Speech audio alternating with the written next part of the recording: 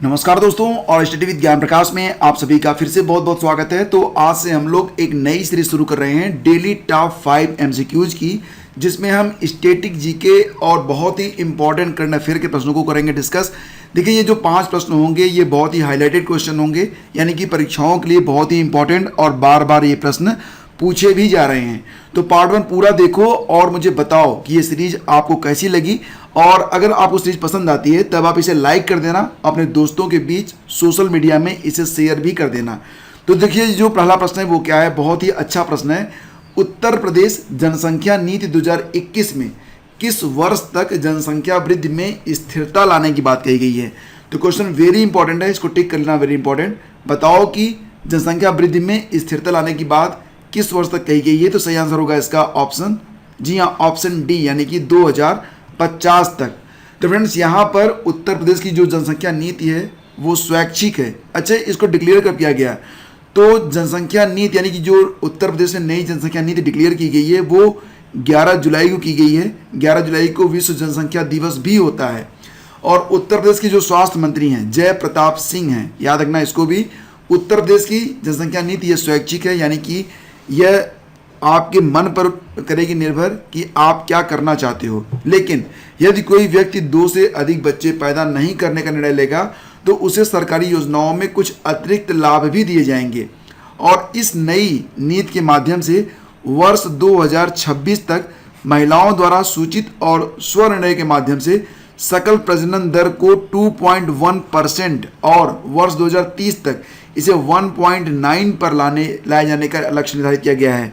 तो देखो, ये जो इसमें इंपॉर्टेंट पॉइंट है वो क्या है कि जो सकल प्रजनन दर है वो 2026 तक 2.1 और 2030 तक 1.9 पर लाए जाने का लक्ष्य रखा गया है। और 2050 तक जनसंख्या वृद्धि में स्थिरता लाने की बात भी कही गई है। अगला क्वेश्चन देखो, ISSF शूटिंग विश्व कप 2021 में पदक तालिका में भारत कौन से स्थान पर रहा है। तो देखो, ये जो पदक तालिका है उसमें भारत रहा है 9वें स्थान पर, ऑप्शन डी। अब यहाँ पर एक बात बहुत इंपॉर्टेंट है, कौन सी बात? तो याद रखना कि यहाँ पर 22 जून से 3 जुलाई 2021 तक क्रोएशिया के ओसीजेक में आयोजित ISSF विश्व कप 2021 में, जिसमें राइफल, पिस्टल और शॉटगन की प्रतियोगिता हुई थी, उसमें भारत ने 4 पदक जीते हैं। कौन कौन से पदक जीते हैं?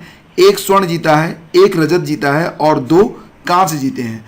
लेकिन टॉप पर कौन रहा है? टॉप पर रहा है रूस। रूस ने कुल कितने पदक जीते हैं? रूस ने कुल 18 पदक जीते हैं। ISSF का फुल फॉर्म भी एग्जाम में आता है। तो ये क्या होता है? इंटरनेशनल शूटिंग स्पोर्ट फेडरेशन, जिसका हेडक्वार्टर मिलेगा आपको म्यूनिख जर्मनी में। और वर्तमान में इसके अध्यक्ष कौन है? इसके अध्यक्ष हैं व्लादिमीर लिसिन। तो अब एक भी और इम्पॉर्टेंट बात है, वो क्या है? देखो, ISSF विश्व कप 2021 ये पहले ही 3 चरणों में हो चुका है। फरवरी 2021 में ये हुआ था काहिरा, मिस्र में। यहाँ पर केवल शॉटगन की प्रतियोगिता हुई थी। मार्च 2021 में हुआ था नई दिल्ली में। भारत में पहला संयुक्त विश्व कप हुआ जिसमें शॉटगन, राइफल और पिस्टल की प्रतियोगिता हुई थी। और ये भी याद रखना कि नई दिल्ली में जो प्रतियोगिता हुई थी ISSF विश्व कप की, उसमें भारत ने 30 पदक हासिल किए और पदक की जो तालिका होती है उसमें भारत टॉप पर रहा था। और मई 2021 में लोनाटो, इटली में प्रतियोगिता हुई थी शॉटगन की। एक प्रतियोगिता और होनी थी, कहाँ पर? अजरबैजान में, लेकिन वो कोरोना की वजह से उसे कैंसिल कर दिया गया, वो प्रतियोगिता नहीं हो पाई। ठीक है, तो ये सारे पॉइंट्स काफ़ी इंपॉर्टेंट हैं। आगे बढ़ते हैं। ये बताओ कि सिविल सेवा के लिए प्रतिस्पर्धी परीक्षा यानी कि कम्पिटिटिव जो एग्ज़ाम्स होते हैं उसकी व्यवस्था सिद्धांत रूप से कब से स्वीकार की गई थी? 1833, 1853, 1858 या फिर 1882? सही आंसर है इसका ऑप्शन बी, यानी कि 1853 में। देखो, जो 1853 का चार्टर एक्ट था उसके पहले नागरिक सेवा की समस्त नियुक्तियां कौन करता था? ईस्ट इंडिया कंपनी की जो निर्देशक हुआ करते थे वो करते थे। लेकिन 1853 से व्यवस्था लागू हुई कि अब नागरिक सेवा में जो भी भर्तियां होंगी वो भर्तियां किस आधार पर होंगी? प्रतियोगिता परीक्षा के माध्यम से होंगी। क्वेश्चन नंबर 4 देखो, ये बताओ कि सुभाष चंद्र बोस ने स्वतंत्र भारत की सरकार का उद्घाटन कहाँ पर किया था? बहुत ही अच्छा प्रश्न है ये, और इसका सही आंसर क्या होगा? देखो, इसका जो सही आंसर है वो है ऑप्शन ए, यानी कि सिंगापुर। तो 21 अक्टूबर 1943 को सिंगापुर में सुभाष चंद्र बोस के नेतृत्व में स्वाधीन भारत की सरकार का गठन किया गया था। वस्तुतः युद्धबंदियों की सहायता से मोहन सिंह, क्या नाम था उनका? मोहन सिंह। तो मोहन सिंह ने सिंगापुर में आज़ाद हिंद सेना का गठन किया था। रास बिहारी बोस का नाम भी आपको याद रहना चाहिए। रास बिहारी बोस ने एक संगठन बनाया था भारतीय स्वतंत्रता लीग, और इन्होंने आज़ाद हिंद सेना का समर्थन भी किया था। इस प्रकार सैनिक और दक्षिण पूर्व एशिया में निवास करने वाले भारतीय नागरिकों की सहायता और उनके सहयोग से 1942 में आज़ाद हिंद सेना का गठन हुआ। सुभाष चंद्र बोस को आज़ाद हिंद सेना का मुख्य सेनापति बनाया गया। सुभाष चंद्र बोस के नेतृत्व में आज़ाद हिंद सेना कोहिमा तक आ पहुंची थी, और उसी अवसर पर चक्रवर्ती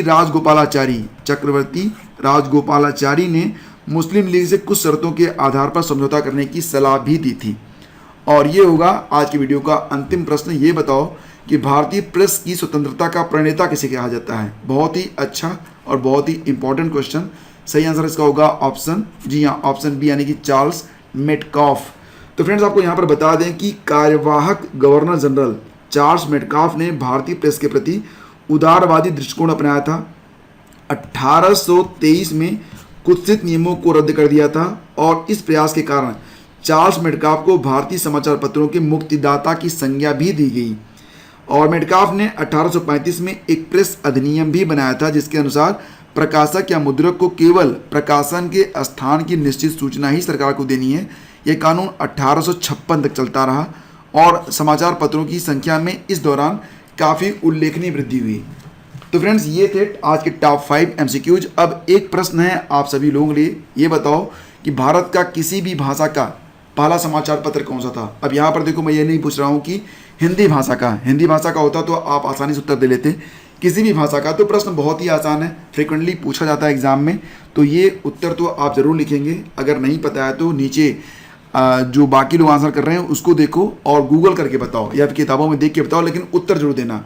और देखो, इसका जो ऑडियो रिवीजन है वो करना चाहते हो तो इसी वीडियो के डिस्क्रिप्शन में आपको एक लिंक मिल जाएगा, उस पर क्लिक करके आप इसका ऑडियो रिवीजन भी कर सकते हो, जो कि बहुत ही इंपॉर्टेंट रहेगा आप सभी लोगों के लिए। तो दोस्तों, आज के वीडियो में बस इतना ही। वीडियो पसंद आया तब आप प्लीज़ इसे लाइक कर देना और अपने दोस्तों के बीच इसे शेयर कर देना। अगर आप चाहते हो कि इस सीरीज लगातार चलती रहे तो नीचे कमेंट करके मुझे जरूर बताना। Thank you for watching study with ज्ञान प्रकाश।